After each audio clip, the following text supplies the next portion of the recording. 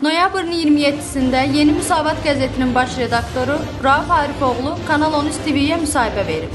Rauf Arifoğlu araşdırmacı jurnalist Xədicə İsmailovanın onun haqqında səsləndiyi fikirlərə münasibət bildirib.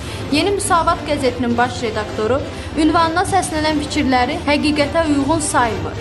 Mən ona cavab verdim və daha deyirəm ki, mən Xədicə xanımı ciddi jurnalistikanın ciddi figurlarından biri hesab edirəm və onunla dəfələrlə də deməli mükalimələrə çıxmışam, məndən müsahibə alıb təqdim edib, Azadlıq Radiosuna çıxmışıq. Onun bu cür zəif argumentini mən hələ eşitməmişdim.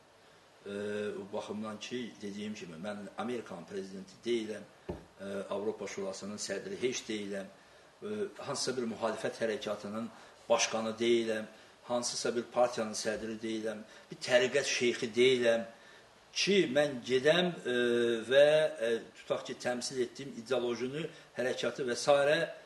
o təmsil edərək orada İlham Əliyevin qarşı duran tərəfin üzünə ağardım. Mən bu qarşı durmada yoxam. Mən bir qəzet redaktoruyam, mən bir xəbərçiyəm.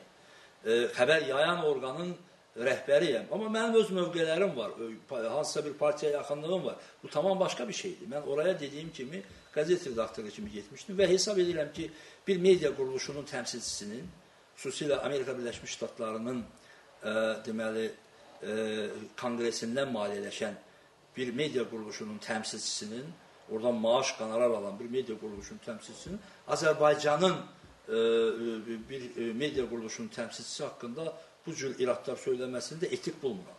Yəni, mən heç zaman Xədicə xanımı bütün mərhələlərdə hər bir məqamda və etapda dəstəkləmişəm, müdafiə eləmişəm və müəyyən məqamlarda da oldu, məni dəstəkləyib, müdafiə edib. Sadəcə bununla bağlı fikir bildirə bilərdi, tənqid bildirə bilərdi, bildirmişdi.